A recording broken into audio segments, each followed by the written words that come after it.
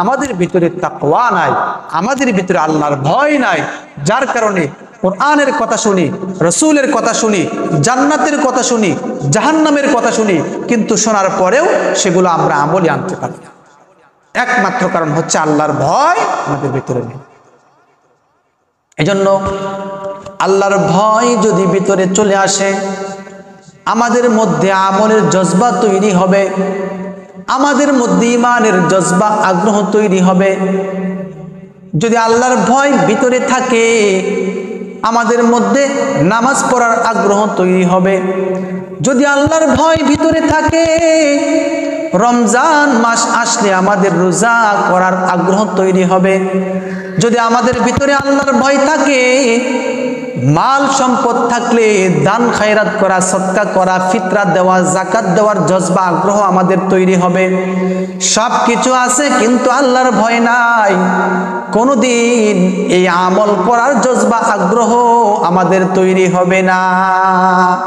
আল্লাহর ভয় ভিতরে থাকতে হবে। যদি আল্লাহর ভয় ভিতরে থাকে, ঈমান এবং আমলের চেতনা আমার ভিতরে তৈরি হবে। ঈমান এবং আমলের উপরে আমি সহজেই উঠে আসতে পারবো। এই আল্লাহর ভয় আমাদের ভিতরে নাই। আল্লাহর ভয় আমাদের ভিতরে আনার জন্য কি করণীয়? তিনটা করণীয় আমাদের।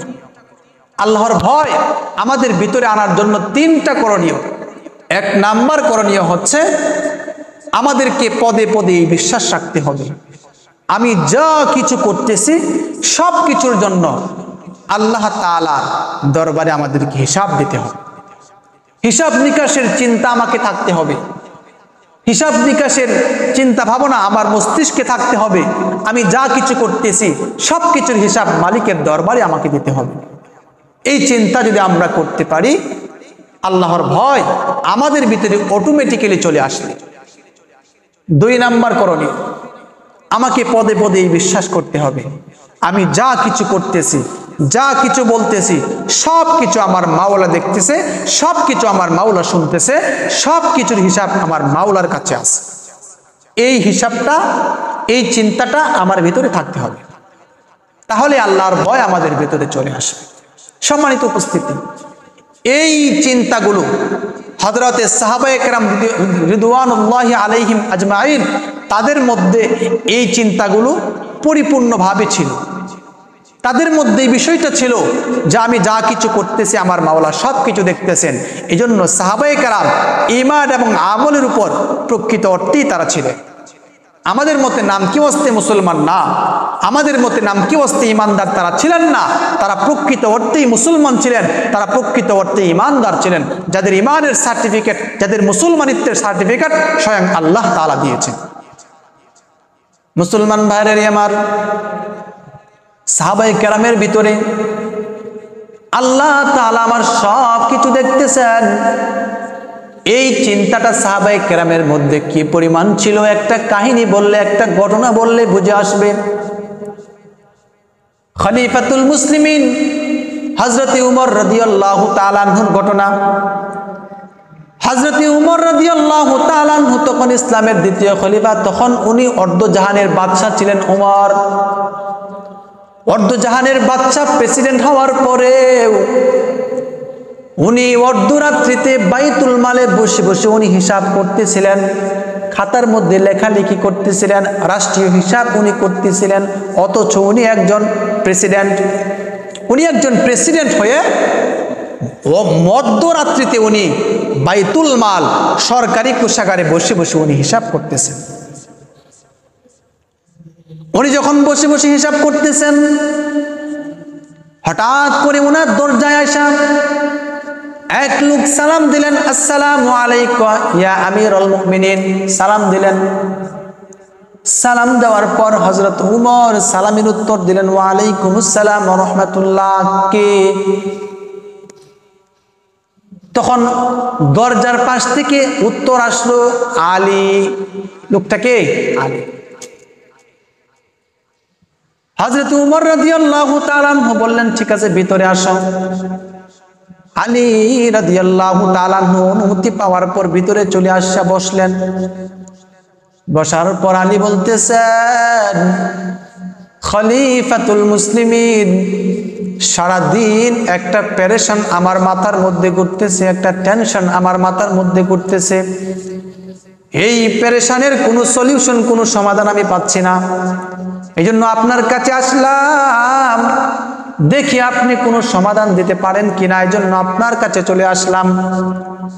হযরতে আলী রাদিয়াল্লাহু তাআলা আনহু যখন এই কথা বললেন, আমি একটা পরামর্শ করার জন্য আসলাম, তখন ওমর বললেন, ওগো আলী, তুমি যে পরামর্শটা করার জন্য আসলা, এই পরামর্শটা তোমার ব্যক্তিগত পরামর্শ নাকি রাষ্ট্রীয় কোনো পরামর্শ?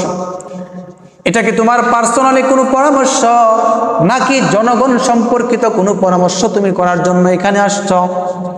হযরত আলী বললেন, খলিফাতুল মুসলিমিন, আমি যে পরামর্শ করার জন্য আপনার কাছে আসলাম, এটা জনগণের কোনো পরামর্শ নয়, এটা রাষ্ট্রীয় কোনো পরামর্শ নয়, এটা হচ্ছে আমার ব্যক্তিগত একটা পরামর্শ। আলী রাদিয়াল্লাহু তাআলা আনহু যখন এই কথা বললেন, আমি আমার ব্যক্তিগত পরামর্শ করার জন্য আপনার কাছে আসলাম, ওমর রাদিয়াল্লাহু তাআলা আনহু এই কথা শোনার সাথে সাথে ওনার সামনে যে একটা কুপি বাতি ছিল, কুপি বাতি চিনেন তো? কুপি বাতি, এখন তো কারেন্টের যুগ, এখন তো কুপি বাতিগুলা এখন খুব কম পাওয়া যায়, তবে গ্রামগঞ্জে কিছু কিছু পাওয়া যায়, কিছু কিছু বাড়িতে যেখানে এখনো কারেন্ট পৌঁছায় নাই। ওনার সামনে একটা কুপি বাতি ছিল। আলী রাদিয়াল্লাহু তাআলা আনহু যখন বললেন, আমি আমার ব্যক্তিগত পরামর্শ করার জন্য আসলাম, এই কথা শোনার সাথে সাথে ওমরের সামনে যে কুপি বাতিটা ছিল, একটা ফু দিয়া বাতিটা নিভাইয়া দিছে। বাতি যখন ওমর নিভাইয়া দিল, আলী রাদিয়াল্লাহু তাআলা আনহু এমনিতেই সারাদিন উনি অনেক পেরেশান। ওমরের কাছে আসার পর ওমর বাতি নিভাইয়া দিছে। আলী রাদিয়াল্লাহু তাআলা আনহু এরকম একটা বিহেভ পাওয়ার পর চোখ দিয়ে ওনার পানি পড়তেছে, উনি কাঁদতেছেন আর ওমরকে জিজ্ঞেস করতেছেন, আমিরুল মুমিনিন, আমি একটা ব্যক্তিগত পরামর্শ করার জন্য আপনার কাছে আসছিলাম, কিন্তু আপনি সমাধান দেওয়া দূরের কথা, আপনি সামনের বাতিটাও নিভাইয়া দিছেন, কারণটা কি? কি অপরাধ করলাম আমি? হযরত ওমর রাদিয়াল্লাহু তাআলা আনহু বললেন, ওগো আলী, তুমি যেমনটা মনে করতেছো বিষয়টা তেমন নয়। শোনো তাহলে কেন আমি বাতি নিভাইয়া দিলাম। এই যে বাতিটা দেখতেছো আমার সামনে, এই বাতিটার মালিক আমি ওমর নয়, এই বাতিটার মালিক হচ্ছে রাষ্ট্রের জনগণ। এই বাতির মধ্যে যে তেলটা ফুটতেছে, এই তেলের মালিকও আমি ওমর নয়, এই তেলের মালিকও হচ্ছে রাষ্ট্রের জনগণ। সুতরাং জনগণের বাতি দিয়া জনগণের তেল ফুইরা আমি ওমর যদি তুমি আলীর সাথে ব্যক্তিগত পরামর্শে লিপ্ত হই, কাল কিয়ামতের ময়দানে যদি মাওলা আমাকে জিজ্ঞেস করেন, মাওলা যদি আমাকে কাঠগড়ার মধ্যে দাঁড়ায় জিজ্ঞেস করেন, ওমর তোমাকে অর্ধজাহানের খলিফা বানাইছিলাম জনগণের খেয়ানত করার জন্য নাকি, তখন আমি ওমরের জবাব দেওয়ার কোনো কিছুই থাকবে না। এজন্যই আমি বাতিটা নিভাইয়া দিলাম। সুবহানাল্লাহ। এজন্যই কবি বলেন,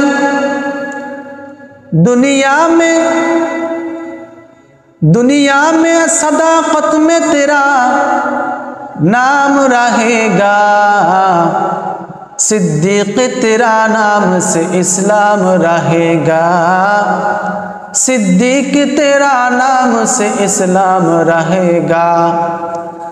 दुनिया में अदालत में तेरा नाम रहेगा, फारूक तेरा नाम से इस्लाम रहेगा, फारूक तेरा नाम से इस्लाम रहेगा। दुनिया में शुजाअत में तेरा नाम रहेगा, आली तेरा नाम से इस्लाम रहेगा, आली तेरा नाम से इस्लाम रहेगा। दुनिया में सखावत में तेरा नाम रहेगा, उस्मान तेरा नाम से इस्लाम रहेगा, उस्मान तेरा नाम से इस्लाम रहेगा। चिल्लाए बोलन सुबहान अल्लाह।